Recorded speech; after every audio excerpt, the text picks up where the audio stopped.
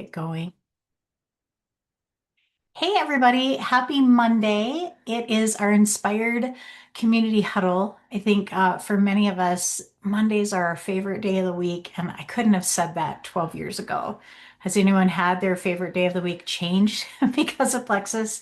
I know that I have.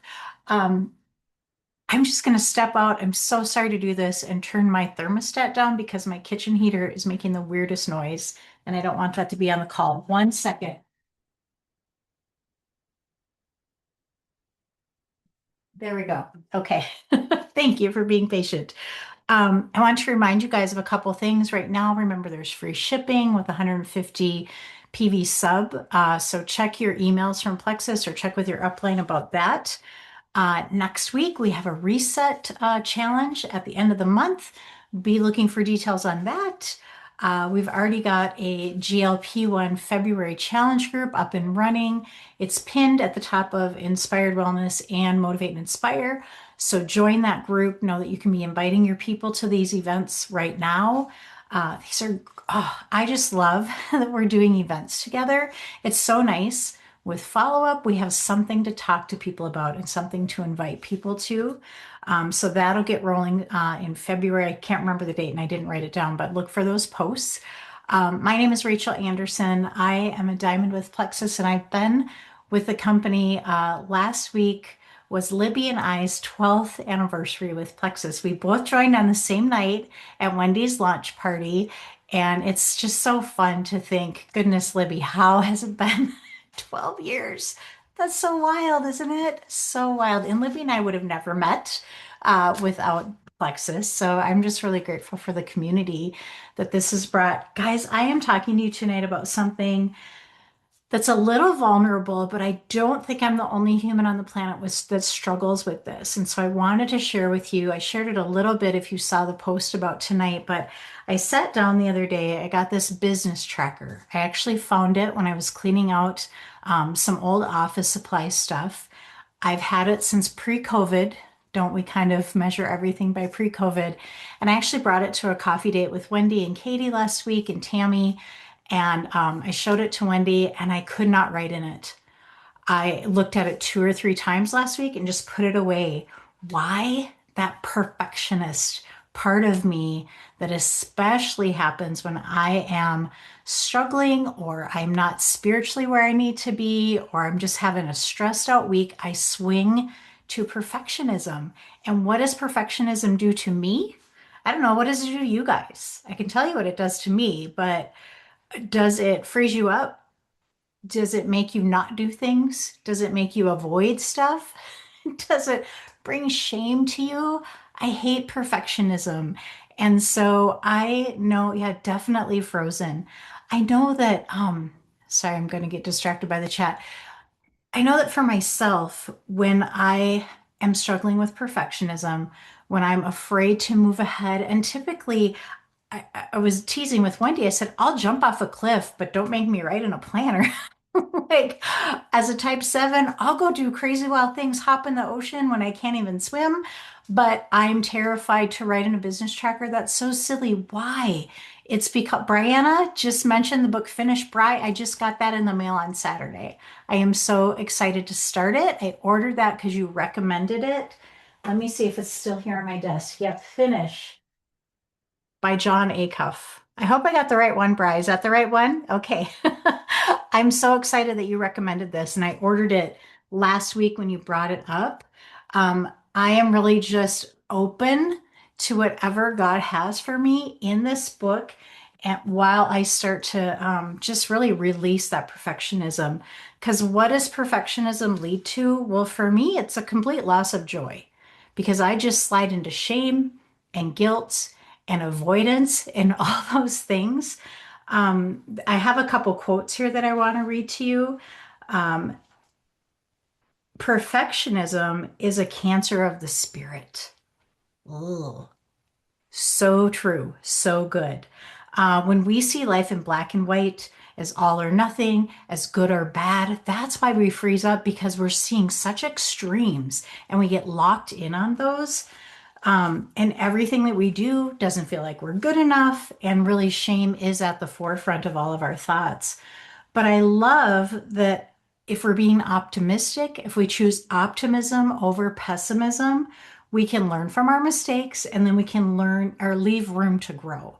And that's really the space where today I sat down with that business tracker, I opened it up, and I did the first like 15 pages because I knew that I needed to just get over it. And I used a pen, so I couldn't erase anything. And I made mistakes and it was giving me hives, but I pushed forward anyhow. Bri, you know what I'm talking about. And it felt so good. Why was I letting that thing sit and stare at me for a week? Because I didn't want to touch it? I have no idea. But when I finally sat down to do it, I was like, this is amazing. I actually can measure where I'm at. I actually can think about things I'm doing well, things I can work on, people I can pour into. It was so good. When we choose that optimism side instead of that pessimism side, I have some comparisons here that I thought were so good. A pessimist will look and see how far they have to go. But when we're optimistic, we see how far we've come. And that was me today, totally. Um, we think when you're a pessimist, everything is no, but when you're optimist, it's yes, and. We can think what isn't working or what is working. We can be terrified of mistakes, writing in a pen with a business tracker, terrified of mistakes, or know that mistakes are proof that we are trying. I love that. It just means I'm trying, right? Um, or we can be threatened by others' success, or we can be inspired by others doing great things. I love those comparisons. Um, our imperfect voice is more powerful than perfect silence.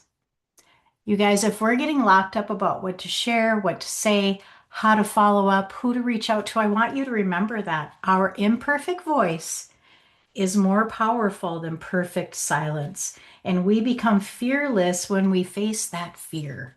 Perfectionism is just fear in really good shoes. That's a quote by Elizabeth Gilbert. If we reevaluate the nature of a new year, which is where we're still sitting, I'm still saying Happy New Year to people as I'm reconnecting. Um, I love the verse from Philippians chapter 3. It says, not that I've already obtained this or I'm already perfect, but I press on to make it my own because Christ Jesus has made me his own. But the one thing I do, I forget what lies behind and I strain forward to what lies ahead. I press on toward the goal for the prize of the upward calling of God through Jesus Christ. That might be my theme verse of the month. I'm going to write that in my planner. I have this little spot in my planner, verse of the week. That one's going in there for sure. We can't be so consumed by our past that we can't press forward. We can't allow our wallowing to keep us stuck. If we're future focused versus past focused, we really will get over that comparison. We can flip the script quickly when we fix our mindset about things. Because we can compare, I can look at someone who recruited more than me already this month, or who already has a silver, or who already, guys, I forgot to mention, we have a silver retreat. If you're in the business, we mean business chat, talk to your upline about that. I can be thinking about where am I in my goal toward a retreat, toward convention. But why can't I flip that when I see someone doing better than me? I want to be that person that is thrilled for other people's success. I really believe that that is so valuable when we're struggling. Look at someone else, be happy for them, and cheer them on. And why can't that inspire us? Because if they can do it, why can't I, right?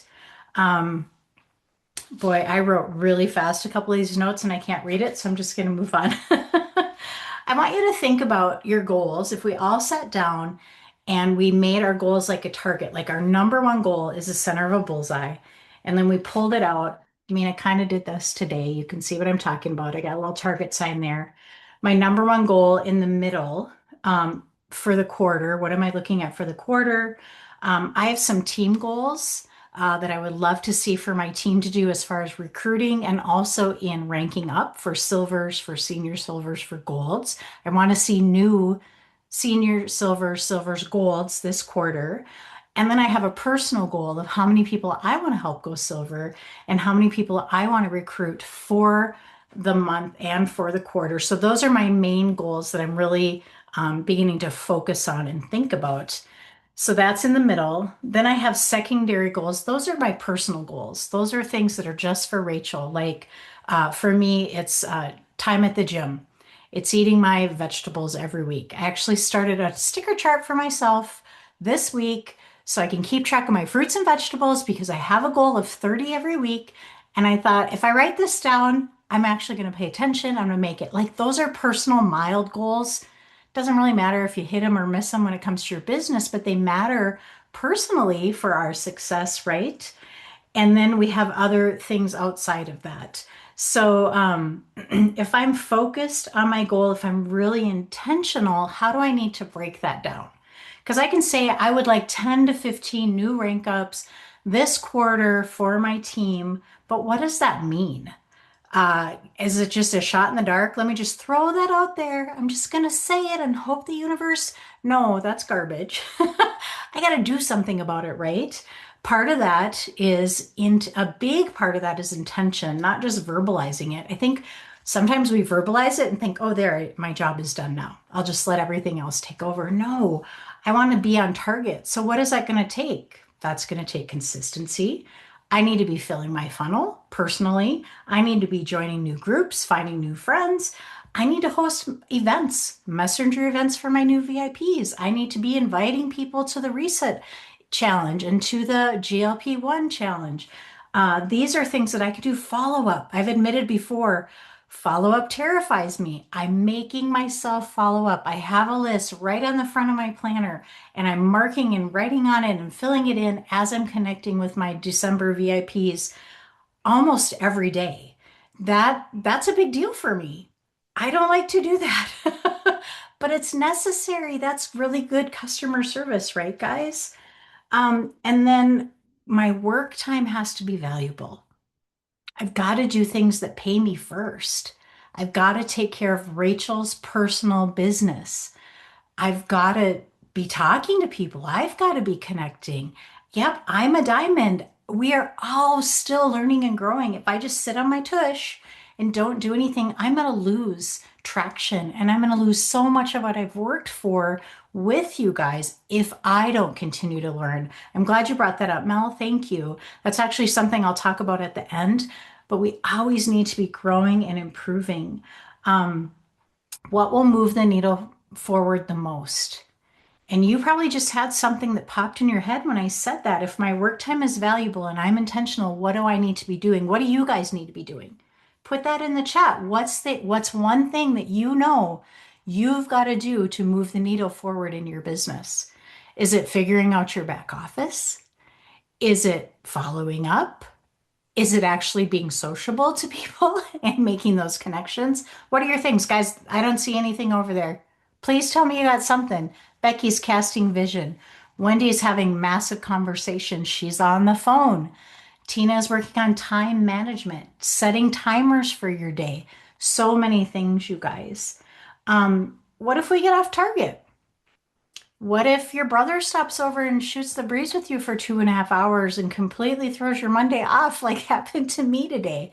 Well, I had to pivot a lot this morning. I was thrilled that my brother came over. He hardly ever does that. We don't see each other very often. And so what happens? Well, I've still got to make those first things count. I have to take care of my business before I get online, before I start checking chats, before I do that. I had to take care of Rachel first. That's hard for me to do. I would rather take care of everyone else, but I'm learning that I have to focus on my own business and give that a big chunk of my time, especially if I have a shortened amount of time. Work time needs to stop getting my leftovers. And that was something that I was really glad to see today when I was prepping for this and remember, because often we put everything before our own work and before the thing that's going to increase our income and help us to grow. Never forget the secret to creating wealth for oneself is to also create it for others. And that's like the second step in what we're doing. So we're building our own business, our own personal business. We're recruiting ourselves. We're doing all the things involved in that. But then the second part of that is helping our downline, helping our team. Do they understand the back office? Do they understand what they should be looking for? Do you guys know to be going in and checking for credit card declines with your team every week? Are you looking at their order history and seeing what products they're on? Are you checking to make sure their sub ran, that their credit card is working? Those are things we should be doing every week. And I think if you just dedicate, like let's say Thursday or Friday, that's my follow up. That's the day I sit down and I check those things. If you have a small team, you can do that once a week, probably pretty easily. Bigger team, you're going to have to do that a few times a week. But tracking saves us so much time in the future when we have a handle on our teams, when we know what to expect, when we kind of know where a point should be at different points of every month.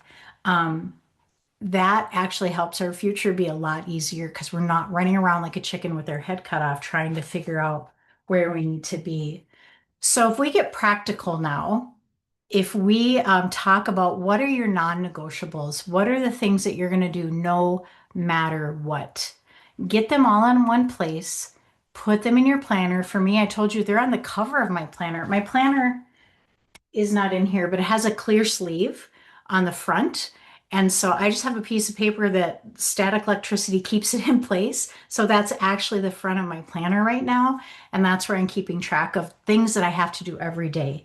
That was part of the business tracker. This is the business tracker that I was talking to you guys about. I don't even know if it's available anymore because I got it from an Instagram account called She Works His Way, which is like a Christian model for business. But as I was working on this today, there are things in here that I need to do weekly and daily, and I want us to share in the chat what that looks like for each one of us. So daily, let me get to that spot. So daily for me as a believer, I need to have my time for my spirit. I need to have my time with Jesus in prayer, in journaling, in studying. I have to do that every day. It keeps me sane, it keeps me moving ahead and healthy. I've got to get in my virtual office every single day. I need to have a not a handle on, but just I really need to have an overview to kind of know what to expect, which with what's going on with my own personal business. I need to know if one of my new VIPs shut their sub off. I need to know if, hey, I need to reach out to someone. I need to know if someone only has 130 PV for their sub that's set, but if they change it to 150, they're going to get free shipping. I need to know that and share that with my people. I need to be getting in my stories every day. I'm either really good at stories and I am nailing them or I forget to do them for a week. So I actually wrote posts and stories every day in my planner so I don't forget to do that. I need to pray for my team and I need to be a connector. Did I miss anything? Throw it in the chat. What? Hey, Jess. Well, Jess, you must be really amazing. Or you're on the struggle bus like me way too much. I'm just so happy to share where I suck. So, first of all, we know we're all in this together, that none of us are better than the other, and there are places where we can all grow. And you guys can encourage me, and I pray that I can encourage you at the same. So, Bri is saying, yep, I need to add 3 friends daily and expand my market. Thank you, Bri. That's a really good one that I did not write on that daily. That's on my weekly. But that should be daily. A 10-minute workout, tracking my points, doing follow-ups, doing a post. Thank you, Mel. Yeah, embrace the suck. Bob Heilig probably did say that. That sounds like a Bob thing. I think just knowing that we're not perfect, that we're not going to do this perfect, and we can move forward. To me, it's like, okay, I'm fine now. I'll be fine. I admitted it. I said it out loud. Now I don't have to hide from it anymore. Because I think when we bring our shame into the light, it kind of loses its power, doesn't it? The thing that we're afraid of loses its power when you say it out loud, when you give voice to it, and usually share it with somebody else, you realize that maybe it was a little sillier than your head was talking to you about. Um, Weekly, I need to be connecting with my new VIPs. I need to be having business conversations as well as product conversations with them. I need to be checking my virtual office. So, some things that Wendy and Katie and I talked about last week, like I said, do people know what that means? Because I know that I need to be in my virtual office, but am I checking the right things in there? Am I looking at more than my points and my own VIPs and all the stuff that's just personal for me? So, who maybe, I want to give you a couple tips that we talked about the other day. Who maybe has PV, but they're not going to get paid because they don't have enough, they're under the 100 mark, or they've recruited someone, they haven't upgraded, they only have a couple days to upgrade, guys, to get paid, or they maybe have recruited someone, but their own PV isn't in. Again, they're not going to get paid. These are things, talk to your upline about. I don't want to say too much and be confusing. Who's not using their core products? If you have someone that's coming to you with some health issues or you're noticing they're just not themselves, go peek in their back office under the order history, see what they're taking so you know how to have an educated conversation with them. That matters so much. Um, One tip that Wendy gave us last week that I thought was really good is to go to, you click on the new VIPs on your team. If you have a bigger team, click on last year's month and you can see all the people that joined a year ago. Are they still with you? Are they happy product users? It's time to talk to them about a business. If they've been ordering from you for a year and they haven't shared Plexus, that's a great conversation starter. Um, who needs to have their account cleared out because maybe they ordered once or twice and they haven't ordered again? You can have that conversation and help them get started again. And who needs some taproting? Who doesn't have a working upline? There might be 5 or 6 people between me and a girl who's struggling and their upline isn't available to them right now. I can step in and be that person for her. I can taproot and take care of her and help meet her needs. Thank you notes. Guys, these matter. Who doesn't love to get mail?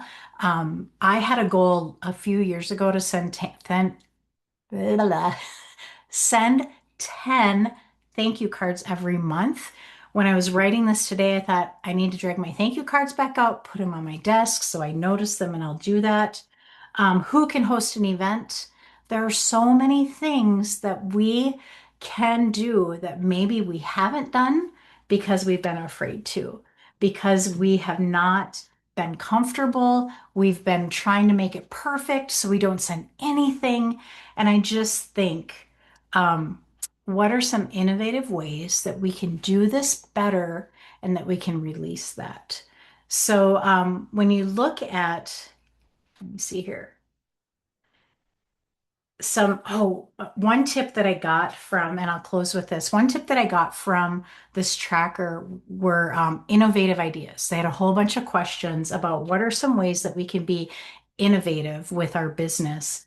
And it made me think of a few things. So, um, we've been talking about kind of trimming down what we offer to people.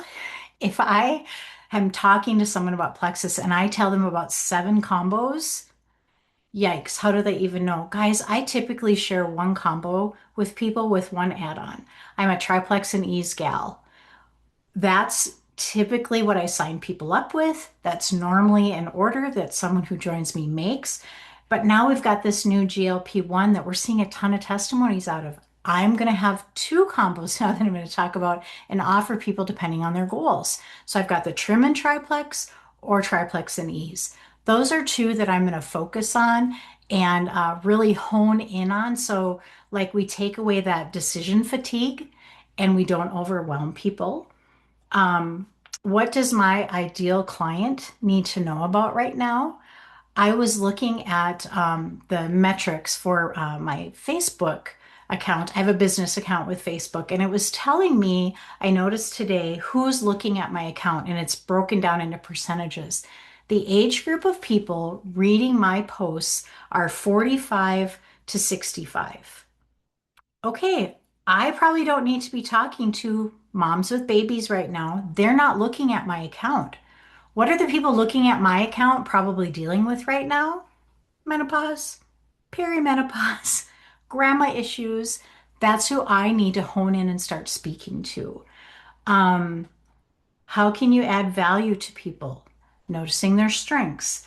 I thought this was such a good one. Who's got a passion about something they're really good at? How can I pull that strength into our business and help her really step into leadership through her strengths? Um, and then what was the other one? Oh, revisiting the Tuesday, Wednesday Zooms. So thanks, guys, for being on tonight. Uh, one way that we as Jules are we're evaluating ourselves. We're looking at the things that we started in October and realize there are some gaps, there are some overlaps. And so if you noticed last week, we switched up the VIP Zoom. This week, Wendy's doing it. She's really going to hone in on a lot of um, understanding 30, 60, 90 days and really talk to people about having results with consistency and why. What does that do? And I don't want to speak for Wendy, and I maybe just completely butchered what she was going to share, but we see that we wanted to change that, that we want that VIP call to be really product focused and allow people to see why they're going to have success in 30 days, why they're going to have success in 60, what they're going to see in 90. It's going to be awesome. Be talking to your people and inviting them to that. We've switched it up. We switched the days. We know that a lot of people have church on Wednesday nights, so we wanted the meat plexus, which covers business and products, to be on Tuesday when more people are available. And then if you have people that are in church on Wednesday for that product call, you can share the recording because remember, we have a YouTube channel. It's called the Inspired Wellness Collective. It's right there in the name of my Zoom call, right, guys? You can go find all of our calls. Janelle is amazing at sharing recordings. That is a huge part of how she builds her business. She is paying attention to her clients, the people she's talking to, the conversations she's having, and then she's pulling a video and saying, "Hey, I would love for you to watch this. Fast forward to 7 minutes. This is really addressing what we've been talking about." That's using what we have on hand to grow her business. Janelle, I love that you do that. Isn't that a great idea, Bri? I love that.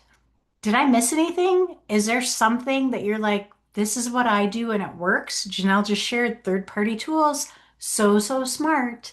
So, guys, oh gosh, it's almost 8:30. I'm gonna shut up and get off the call, but I just want you to let go of perfectionism. Perfectionism, you don't have to say it properly. And remember that your imperfect words are so much better than your perfection and your silence. That is it. Happy Monday. Thanks so much, guys. Have a great week.